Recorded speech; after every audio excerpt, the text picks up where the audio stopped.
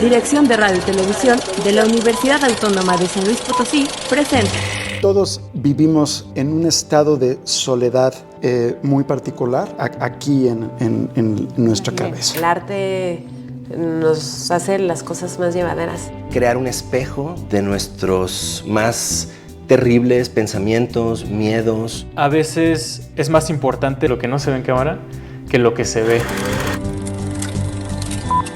Lumbreras del cine mexicano.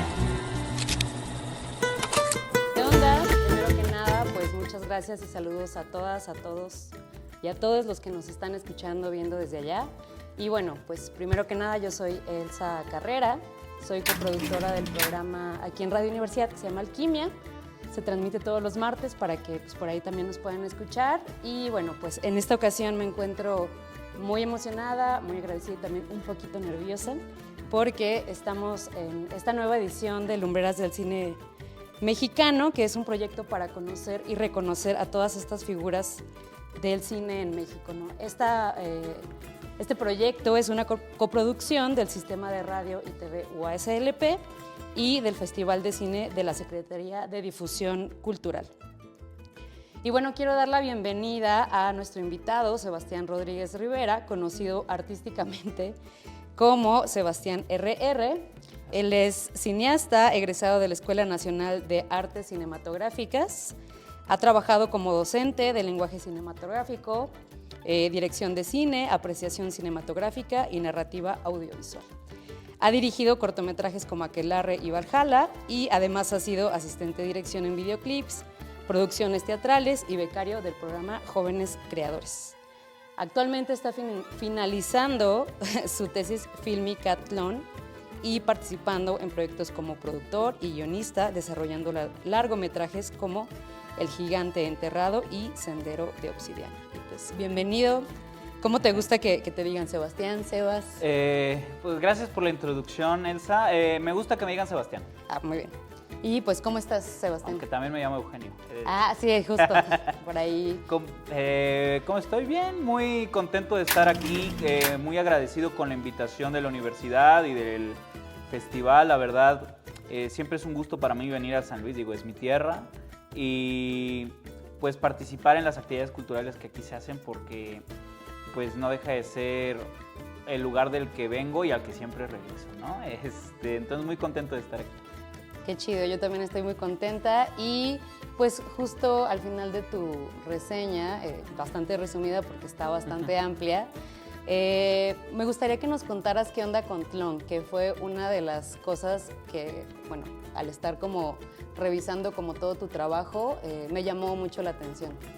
Claro, bueno, Tlón es mi tesis fílmica y en la ENAC hay 3 formas de titulación, pero la más común que tomamos los egresados de allí es una tesis fílmica, es decir, participar en el proceso de producción de un cortometraje o largometraje estudiantil, ¿no? En mi caso, yo me especialicé en realización de ficción. O sea, mi título va a decir licenciado en cinematografía con especialidad en realización de ficción. Y yo decidí hacer una adaptación de un cuento de Jorge Luis Borges para mi película de titulación. Este cuento, el cuento original se llama Tlön Uqbar Orbis Tertius. Es el primer cuento del libro Ficciones, si no me equivoco. Y pues el cuento original trata sobre un escritor que encuentra una enciclopedia de un mundo que no existe, un mundo fantástico, y se obsesiona con ella y en describirla. Y luego resulta que este mundo fantástico de la enciclopedia se apodera de la realidad, ¿no? Y la transforma. Ese es el cuento original de Borges, de 1941, si no me equivoco. Y pues en mi versión quise hacer una adaptación, pero una adaptación un poco libre. Porque pues sí adaptamos, sí hicimos toda una parte de época. Todo lo filmamos aquí en San Luis Potosí. Hicimos pues la parte que era en Argentina, aquí en el centro histórico, en el parque de Tequis, con actores argentinos, pero pues radicando en Ciudad de México, los trajimos para acá, los vestimos de traje, de época y demás. Pero por otra parte me inventé una trama paralela donde ocurre más o menos lo mismo que ocurre en el cuento original, pero en vez de ser en Argentina 1940 es en México 2020. Y en vez de ser un escritor, el personaje diseña videojuegos en una empresa grande, ¿no? Sí. Entonces, esas dos historias que los dos están investigando este misterio de qué es Tlön, ¿no? Este mundo fantástico, se cuentan en paralelo. Y bueno, esa peli la filmé en noviembre de 2021, fue el rodaje. Y pues ya la acabo de terminar, la próxima semana. Ya estás a punto de presentarla, ¿no? Ajá, ya la vamos a presentar en México y pues para mandarla a festivales y tal, que fue un proceso un poco largo. Más o menos de eso. Qué chido. A mí me gusta mucho, justo ahora que estuve investigándote un poquito más, y me sorprendió también ver que estás organizando desde el 2022, si mal no tengo la fecha, el coloquio de cine y videojuegos justo ahí en la escuela. Y bueno, pues también creo que va o me hace mucho sentido que tu tesis pues tenga como esta adaptación, ¿no? Este giro ahí narrativo. Sí, pues lo que pasa es que yo personalmente de toda la vida he sido muy gamer, ¿no? Ya que entré a la universidad como que le bajé un poquito porque pues entre el trabajo universitario y por otro lado pues el ver películas, cuando uno estudia cine tiene que ver muchas películas, pues bajó un poco mi involucramiento con el mundo gamer.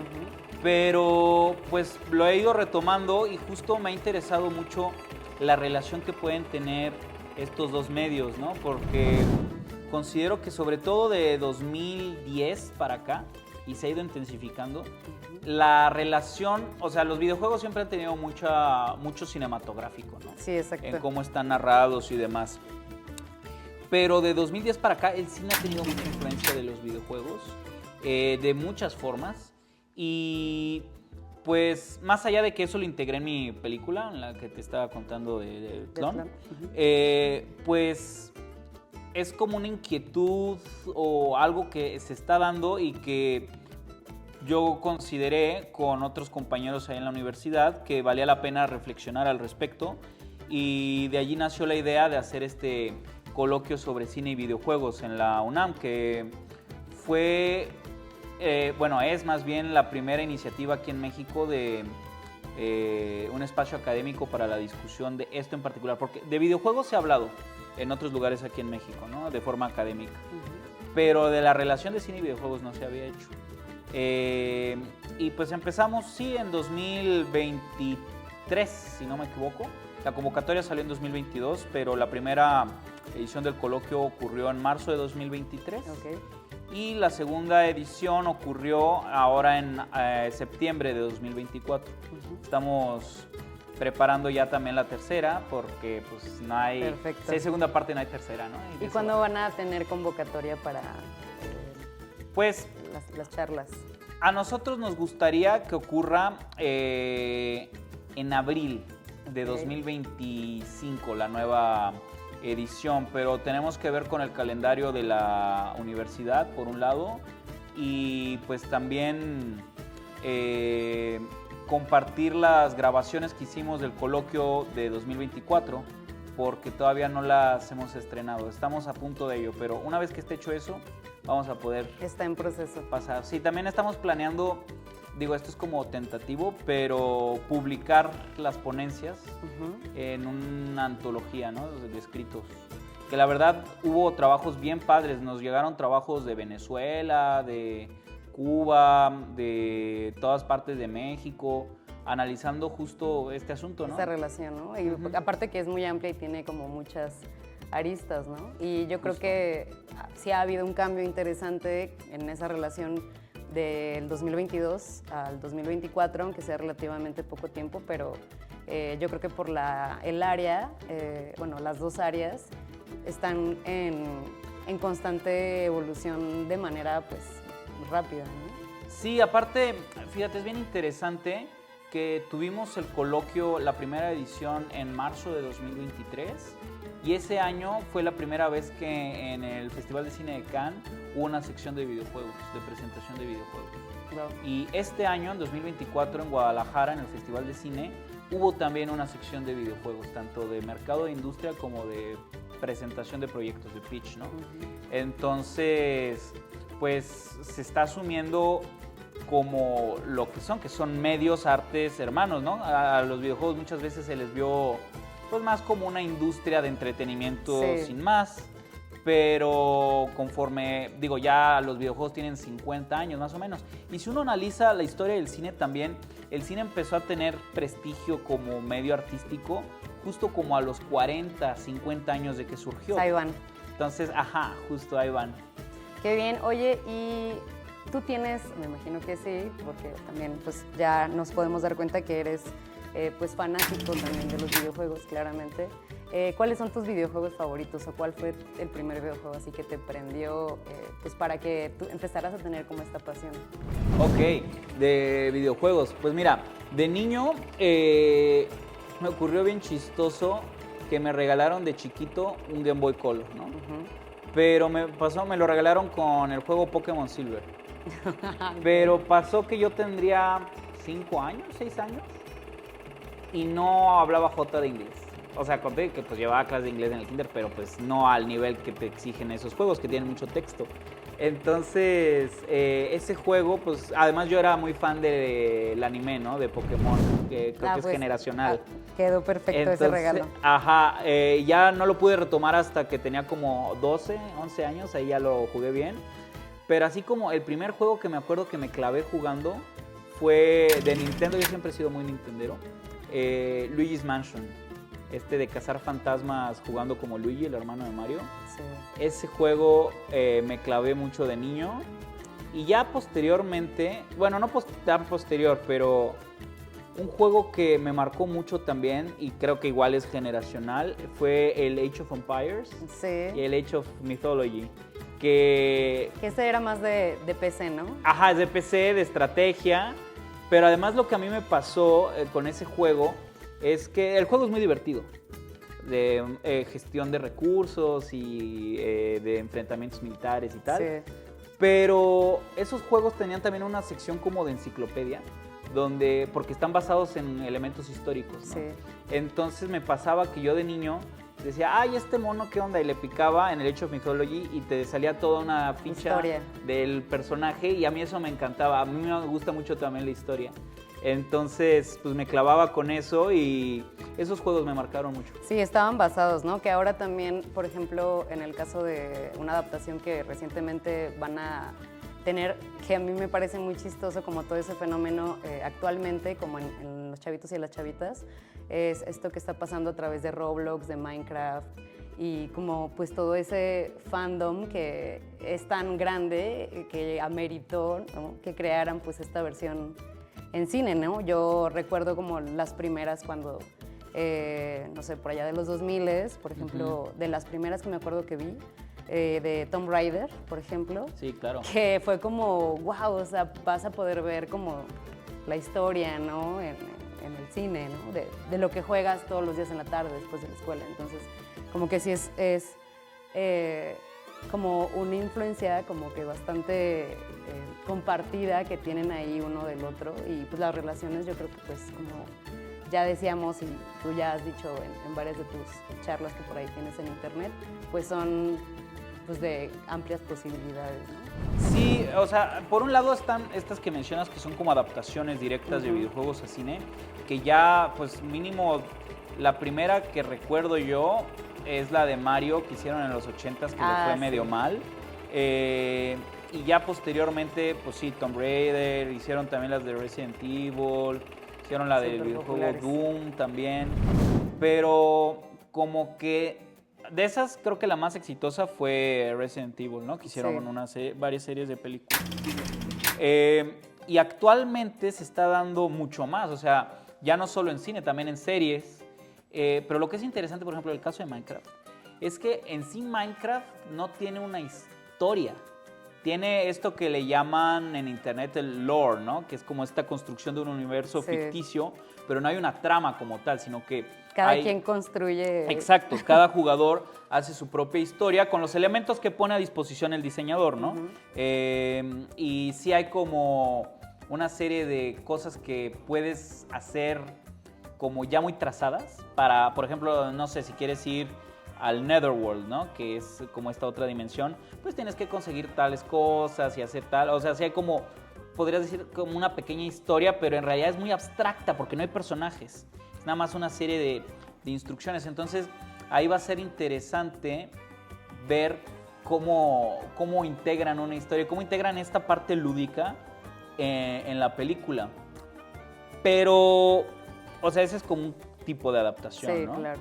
Pero, por ejemplo, algo que yo he visto que ha afectado mucho los videojuegos al cine es en la puesta en cámara. O sea, por ejemplo, hay películas que no son directamente adaptaciones de videojuegos, pero tú la ves y, por ejemplo, 1917, ¿no?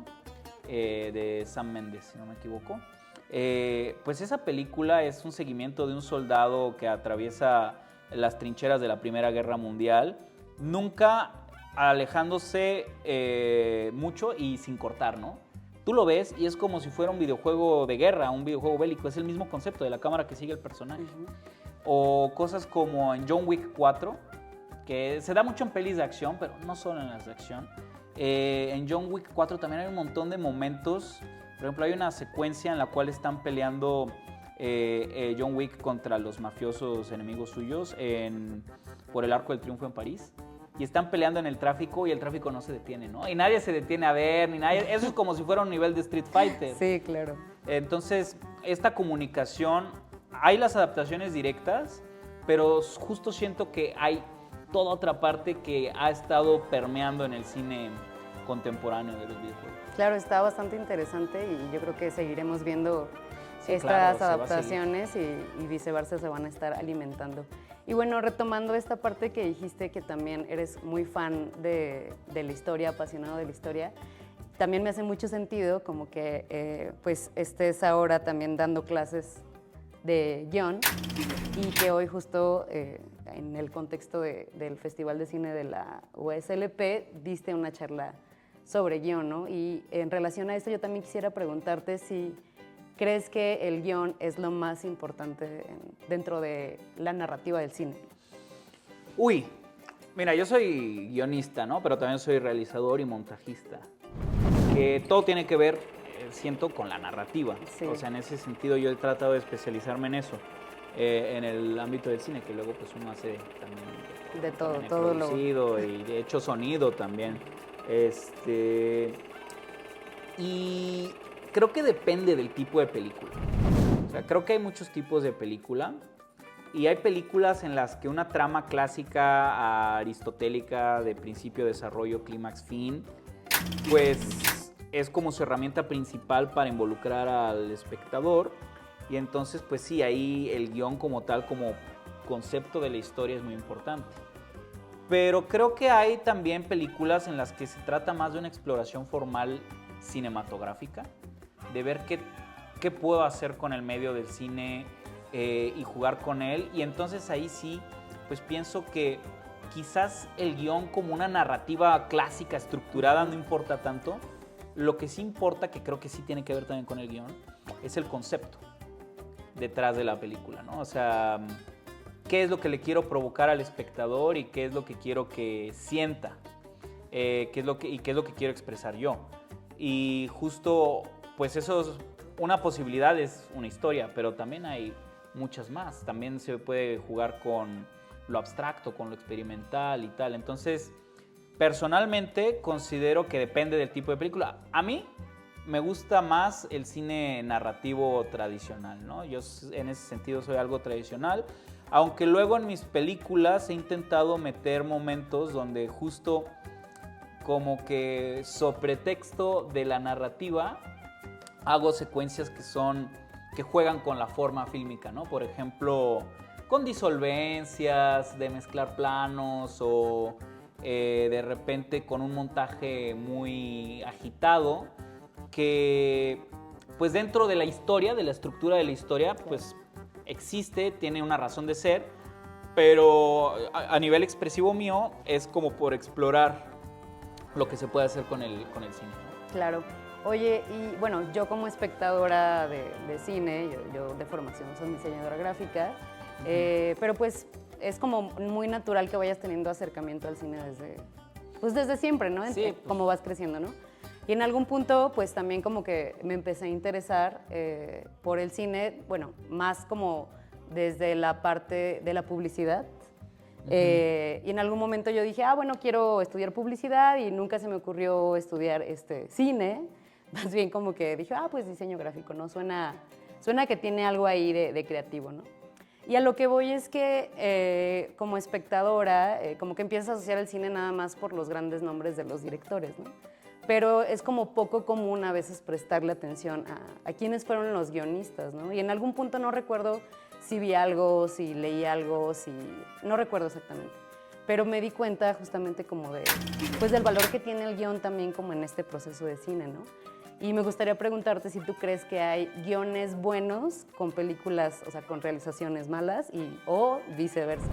Sí, claro que los hay, claro que los hay. Ahora sí que el guión es una parte más del entramado, ¿no? O sea, justamente muchas veces los espectadores, pues lo que más se llevan es la historia.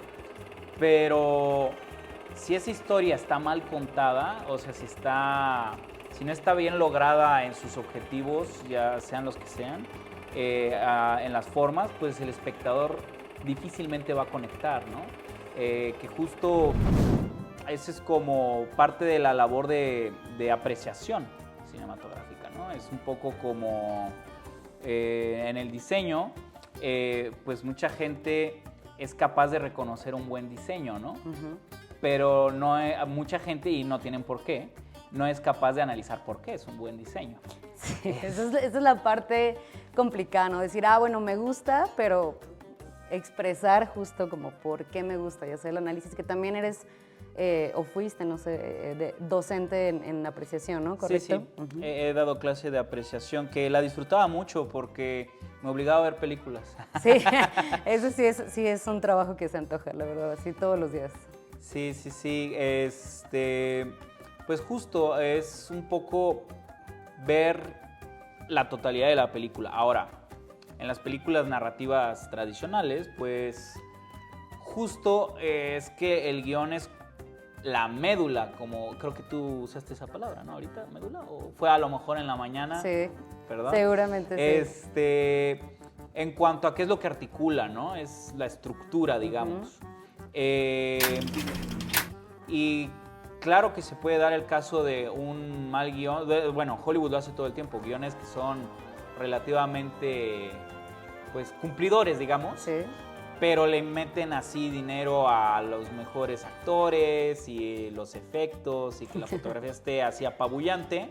Y entonces dices, pues mira, como experiencia de espectáculo me funciona. Sí. Pero como historia, pues, que también ahí yo soy de la idea que justo hay que ir un poco preparado para lo que vas a ver. Sí. O sea, yo no le voy a pedir a Transformers que tenga la historia, ¿no? Ajá, o sea, con que me cumpla, está bien. Y hasta eso me parece que son películas divertidas. Digo, y también cada quien decide si le gusta o no le gusta algo, ¿no? Sí, exacto. Entonces, siento que pasa eso un poco.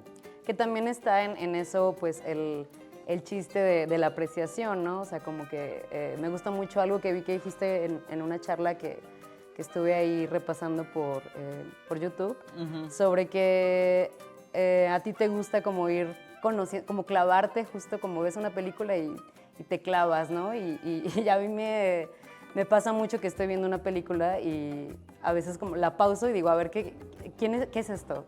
O quién hizo qué, o cuánto presupuesto invirtieron, o no sé, o sea, como que ir como desmenuzando como esta parte de las historias, porque a mí personalmente me parece muy interesante cómo es que se van construyendo para este plano de cine, ¿no? Porque creo que es muy diferente contarlo tal vez como para no sé, a lo mejor un medio diferente o un soporte diferente o un formato, por ejemplo, que es ya impreso, ¿no?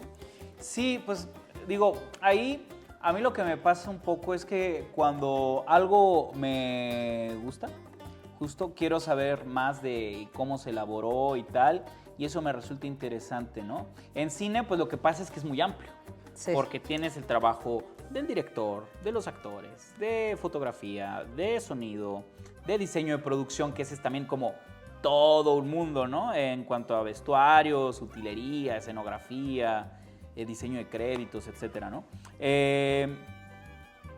Pero también pasa, por ejemplo, en el guión. Es bien interesante luego, o al menos a mí me resulta interesante escuchar sobre los procesos creativos de los guionistas y tal, porque, digo, más allá de que me resulte interesante y es como una historia en sí misma, que te relaten eso, pues resulta muy enriquecedor para uno como profesional, ¿no? Escuchar y ver las experiencias de gente que hizo algo que te gustó. Y dices, y incluso de cosas que a uno no le gustan, también es muy valioso ver. Sí, a veces se aprende más de lo que no que de lo que sí, y justo también quisiera, aprovechando que pues traes fresca como esta charla que nos compartiste en la mañana en el festival, ¿cómo será lo que tú, o sea, cuáles serían los nos para contar una historia, por ejemplo? Los nos, a ver, es interesante. Por ahí tengo en mi casa un libro que se llama ¿Cómo no escribir una novela? Sí, eso es... Que justo son puros tips de qué no hacer, como con un humor acidón.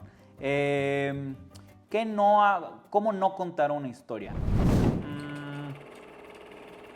Ok, creo que lo primero es no tratar de cumplirle a alguien más en concreto, sino hay que tratar de ser honesto con uno, conciliando con la otredad, porque para eso uno escribe, para eso uno hace películas, para que la gente las vea, para que la gente lo lea. Vaya así.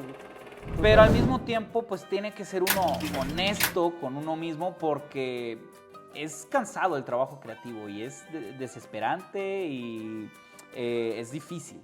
Entonces, tiene que haber un combustible muy fuerte dentro de uno que te lleve a escribir.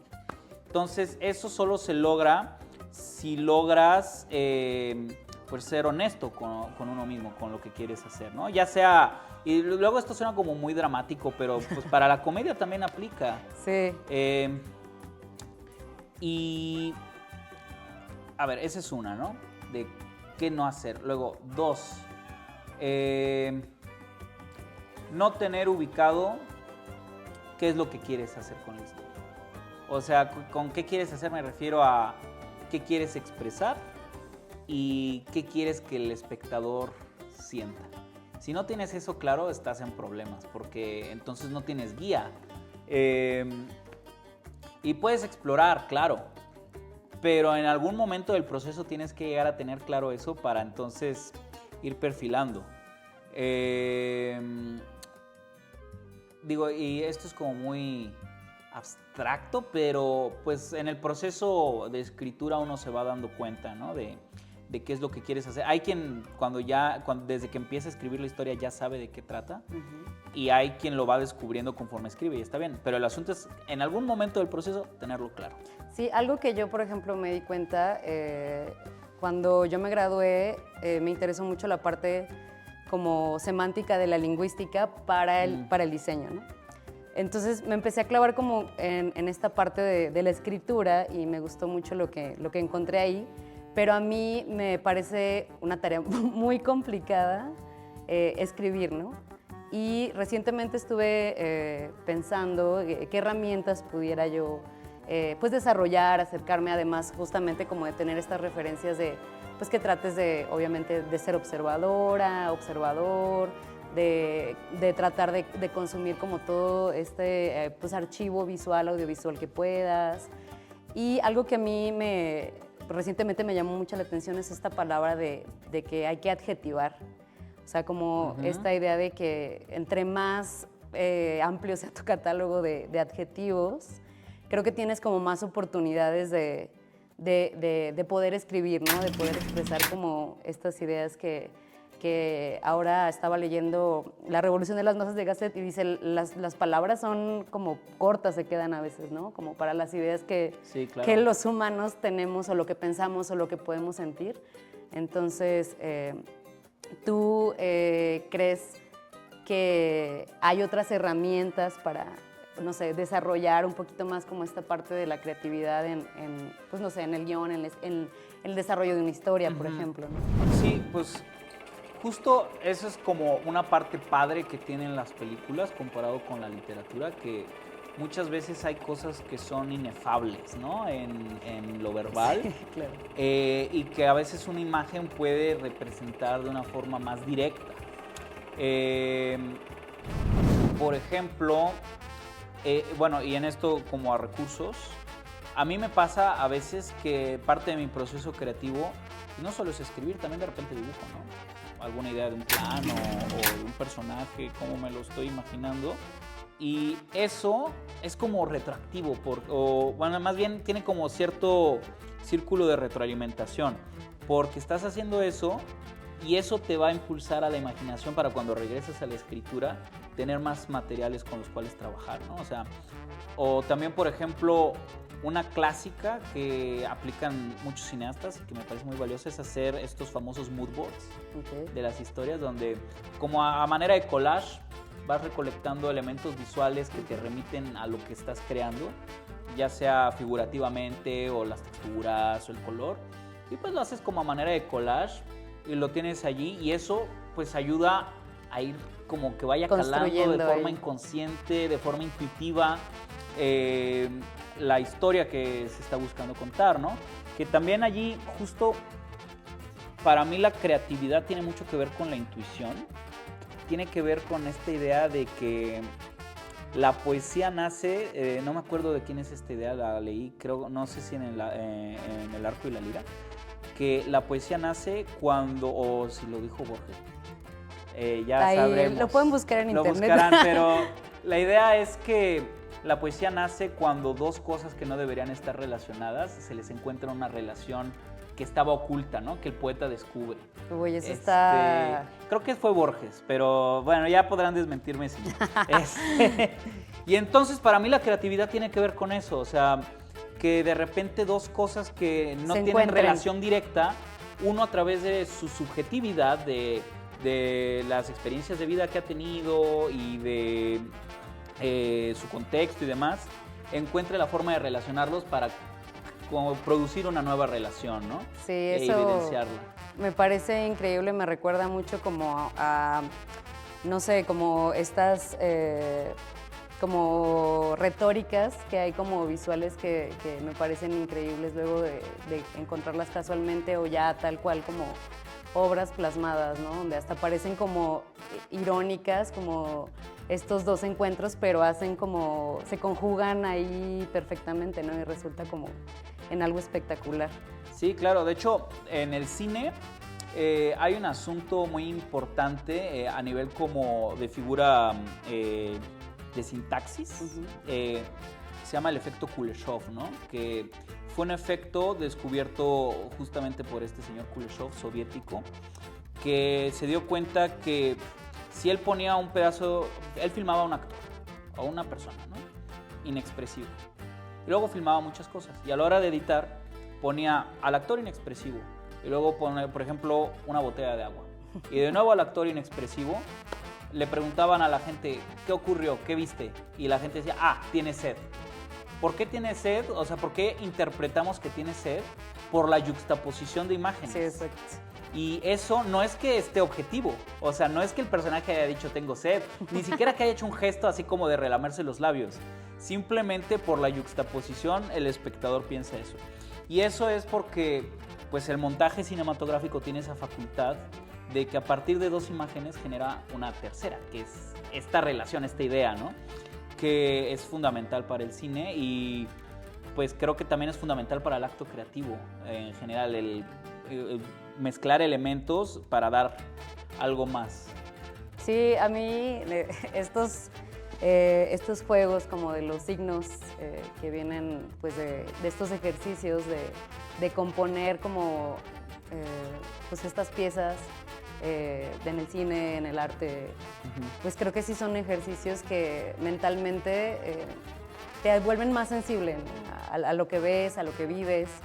Y bueno, personalmente me parece que es algo que todos y todas deberíamos darnos la oportunidad de en algún momento jugar y crear como con estas oportunidades, ¿no? Que vamos viendo para pues justo desarrollar como estos ejercicios de apreciación, ¿no? Hasta en lo cotidiano. Y bueno, ahora, pues que yo creo que ya nos quedan algunos pocos minutos, Ok. me gustaría, volando. sí, me gustaría pensar que ahora con estas nuevas, bueno, ya ni tan nuevas plataformas, como pues Netflix, que es como la de las más populares, ha cambiado la forma de escribir, de contar como estas historias para estos nuevos formatos que son tal vez como más inmediatos, más de consumo pues efímero, por así decirlo. Claro que sí, o sea, si nos remontamos, yéndome un poquito atrás para dar contexto a la respuesta, por ejemplo, la televisión muchas veces se escribía pensando con los breaks a comerciales y entonces eso obligaba a los escritores a nivel de estructura de la trama pensar en que en la página 10 tengo que meter un asunto de suspenso porque va a ser el corte a comerciales y tenemos que mantener la atención del espectador los 2 minutos de comerciales para cuando regresemos. Y entonces así se iban, ¿no? De comercial en comercial generando puntos de suspenso. Esto como ejemplo de cómo se diferencia respecto a la escritura para películas, donde no opera tanto eso porque en teoría el espectador en la sala de cine es un poco más permisivo en cuanto a que pues, ya se mentalizó que va al cine y que va a ver la película. Entonces tienes un poquito más de chance de estirar el tiempo en lo que lo terminas de enganchar, ¿no? Con el streaming lo que pasa es que depende mucho de la estrategia de distribución, bueno, más bien, sí, de distribución que elija la plataforma, ¿no? Porque Netflix es mucho de soltar la temporada completa de golpe. Sí, generalmente. Para el binge watching que le llaman, ¿no? Y en cambio otras como Amazon o HBO todavía tienen este modelo de la televisión prime time que es semanalmente. Te van dosificando ahí. Ajá, y te van dejando tus cliffhangers igual. No es que Netflix no lo haga, pero entonces lo que pasa es que, por ejemplo, en estas series hechas para el binge watching, para verlas todas de golpe de sopetón, o al menos es lo que buscan que haga el espectador, tienes que terminar de enganchar en menos de como 5 minutos para que el espectador se clave y quiera seguir viendo. Porque además ahora no solo compiten entre sí las plataformas, esto lo dijo algún ejecutivo, no sé si de Netflix en Estados Unidos, pero la mayor competencia de las plataformas no son las otras plataformas, es el teléfono celular. Porque pues, las personas ya tenemos un déficit de atención generalizado Increíble. muy cañón. Entonces tienes que lograr que tu serie, película, lo que sea, logre captivar más la atención del espectador que las notificaciones de su teléfono y que el scrolling. Y eso está canijo, porque pues, en el scrolling tú le vas cambiando y tienes un nuevo estímulo. Sí, es un mecanismo ahí de máquina de casino que te Sí, trae, sí, te sí. tiene ahí la mente. Entonces, eso hace que a la hora de escribir, pues tengan que meter más subtramas, por ejemplo, para replicar un poco este mecanismo, ¿no? De que cambio de una trama a otra y entonces es un nuevo estímulo y voy relacionándolos y tal. Que no es que lo haya inventado las series. De hecho, si analizas la estructura de cómo están narradas las pelis gringas, desde los años 1910, casi todas están narradas en una forma que se le llama montaje paralelo convergente, en el cual tienes una línea A y una línea B que se van alternando como que y no se tocan entre comillas, pero que toda la narrativa lleva a que se van a encontrar y que se va a hacer como el clímax de la historia, ¿no? Ya sea un malo que es perseguido por un bueno, o dos amantes que no se conocen y que se van a reencontrar, o una competencia deportiva, lo que tú quieras. Es como una forma muy socorrida por el cine gringo desde los años 1910 y es la forma principal de narrar de las series estadounidenses. Y no es que eso esté mal, o sea, es una estructura tan base que es muy amplia, puedes meterle chile, mole y manteca adentro, ¿no? Claro. Oye, ¿y tú crees, estaba pensando como justo sobre esta temática del celular y todas estas competencias que hay por nuestra atención, que tú has visto o crees que haya oportunidad de narrar historias cinematográficas, por ejemplo, dentro de plataformas como Instagram o TikTok, que son también como pues estas nuevas formas que tenemos como de consumo y de pues ver y encontrar como intereses. Y pues no sé, justo a mí me pasó que vi una tendencia que había justo como de contar microhistorias de terror a través de clips de TikTok, ¿no? Y son, Sí. Es todo una micro pues, película en ese segundo, ¿no? Lo que pasa ahí es bien interesante esto que preguntas. Tiene que ver un poco con el fenómeno de la transmedialidad, ¿no? De que de repente una misma historia o un mismo concepto lo puedes explorar en distintos medios. Por ejemplo, hay estos proyectos que tienes la novela y tienes una película que a lo mejor no cuentan exactamente lo mismo, pero ocurren en el mismo universo, y tienes también la serie, ¿no? Eso se da mucho con las grandes franquicias. Pero regresándolo a las plataformas de redes sociales y demás, por ejemplo, TikTok. Bueno, en general las redes sociales, ¿cómo funcionan? Mediante tendencias, ¿no? Sí, claro. O sea, los usuarios empiezan a masivamente hablar de X tema o a producir contenidos de X tema. Alimentar los algoritmos. Alimentan los algoritmos y se van replicando las tendencias y se van codificando como género, ¿no? O sea, ya empiezas a, por ejemplo, estos que mencionas de terror, ya empieza a haber como una serie de patrones narrativos. Y luego empieza a jugar con eso, ¿no? O sea, y muy rápido, de forma muy rápida. O sea, puede hacerse algo tendencia en 5 o 6 días y al octavo, noveno ya están jugando con cambiarte otra la expectativa, narrativa. pero dentro de la misma tendencia, ¿no?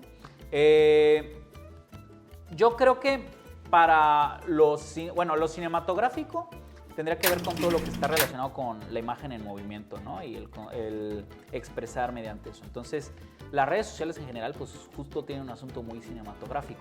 Ahora, el asunto es qué tanto hay una intención artística detrás, y ese ya es como todo otro debate de qué es arte, qué no es arte, etcétera. Pero si nos vamos, por ejemplo, a lo narrativo, hay muchas series que de repente yo he tenido chance de ver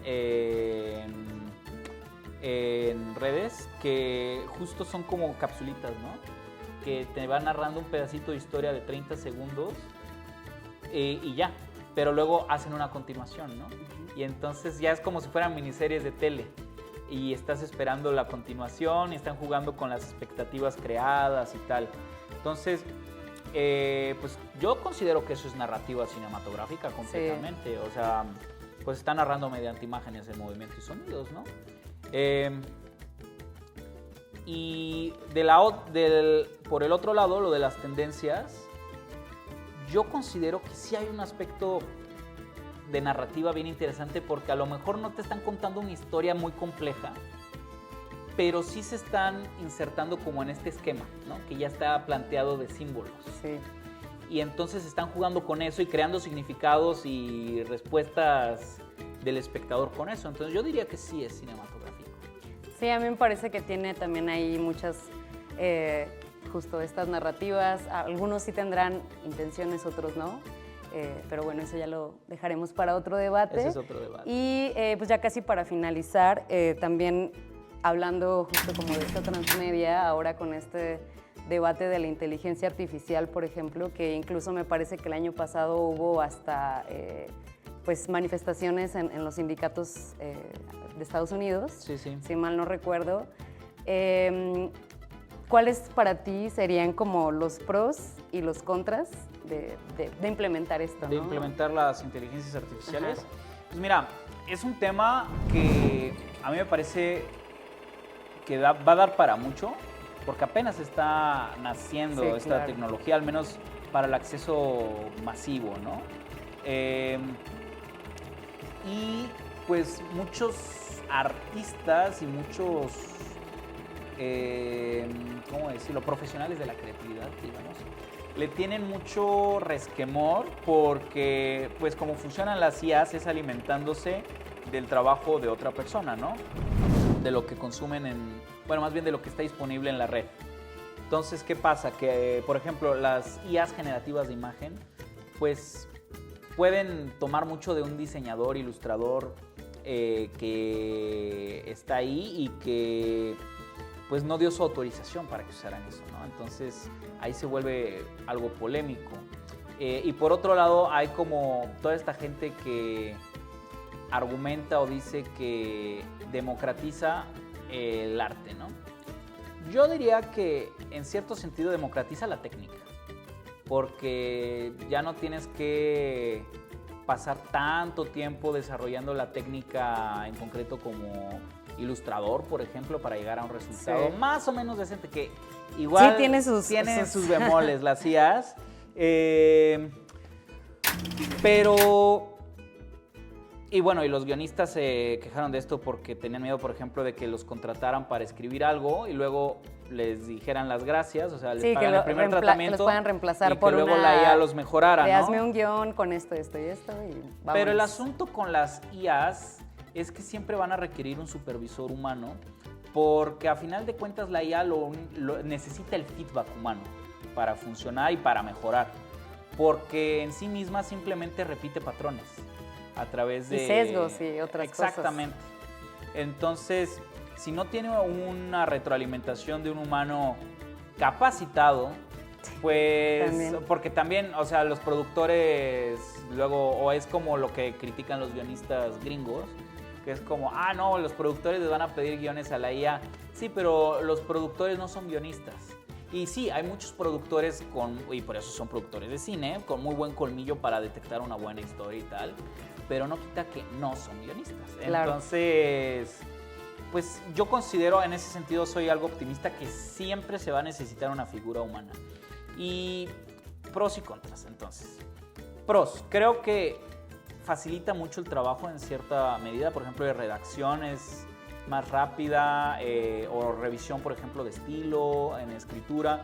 En generación de imagen te permite jugar con la lluvia de ideas más rápido y luego implementar conceptos para, a lo mejor un ilustrador con la IA hace lluvia de ideas y luego retoma algunos de esos en su propia ilustración, ¿no? Entonces, creo que en ese sentido son herramientas que facilitan mucho el trabajo y que pueden adelantar, pues sí, ayudar a ser más eficientes, ¿no? Contras, es muy fácil que pues haya quien quiera bajar la calidad, o sea, que diga, me quedo con lo que me hizo la IA porque para mí es suficiente, ¿no? Sí, el clásico copiar y pegar y adiós. Que en ese sentido, yo creo que algo que va a pasar un poco, digo, y esto es yo siendo optimista, es que el público mismo se va a dar cuenta de que sí o sea, los jóvenes ya lo detectan rapidísimo si algo es IA, claro. Y no tienen tan buena respuesta al respecto. Ahora sí que yo creo que la IA tiene que ser una herramienta de trabajo más, complementando el trabajo humano e integrándolo, pero pues en sí misma los resultados que da no me parecen, al menos ahorita, tan peligrosos como para decir, no, nos van a quitar el trabajo a todos los creativos. Eso personalmente, pero eso diría que son como los pros y contras. Sí, yo también estoy convencida de que la inteligencia artificial, así como otras tecnologías que se han ido desarrollando a lo largo de la humanidad, pues van a tener, pues en el mejor de los casos, pues una buena adaptación y van a hacer, pues simplificarnos también un poquito más la vida en general, pues incluso hasta para tener más tiempo para crear, ¿no? Para desarrollar más nuestra creatividad y dejarles pues ahí la tarea, ¿no? A las otras tecnologías, a las inteligencias artificiales. Sí, ¿no? un poco es como el Photoshop, por ejemplo, cuando salió, pues seguramente un montón de diseñadores, ilustradores dijeron como, no, pero si me va a, pues democratiza la herramienta, ¿no? De trabajo. Pero al día de hoy, pues se siguen buscando ilustradores y diseñadores que sepan justo manejar esa herramienta. Claro. Porque además el cliente, muchas veces como creativos, el cliente no sabe en verdad lo que quiere, ¿no? Tiene una intuición de lo que quiere. Pero parte de los trabajos de los oficios creativos es ayudar a guiar al cliente a encontrar una propuesta de calidad que le funcione a lo que está buscando, ¿no? Sí, entonces todavía tenemos Hay campo. bastantes años, bastante campo y pues bueno, no me queda más que agradecerte, Sebastián, por tu tiempo, por compartir esta charla, tu pasión y bueno, nada más antes de que nos corten, una película que nos recomiendes así de tu gusto personal. De mi gusto personal, que no sea tan conocida, porque si les digo, por ejemplo, La Comunidad del Anillo, del Señor de los Sí, Anillos, claro. pues ya todo el mundo la vio, ¿no? Que a mí me encanta esa película. Sí. Pero mexicana, si quieres. Mexicana, mira, sí, para irnos acotarlo. Irnos lumbreras. Mira, a mí mi peli mexicana favorita yo diría que es Cabeza de Vaca. Okay. Esa es un clásico, mucha gente seguro ya la vio, pero si no, los invito a verla. Está gratis en la plataforma Nuestro Cine MX y si no, creo que también está en YouTube. Ah, perfecto. Gran película sobre una expedición histórica de españoles que naufragaron en Florida en 1527 y entonces el protagonista, Álvaro Núñez Cabeza de Vaca, tiene que caminar de Florida a Sinaloa en 8 años. En la época en la que todavía no estaba explorado por el hombre occidental, ¿no?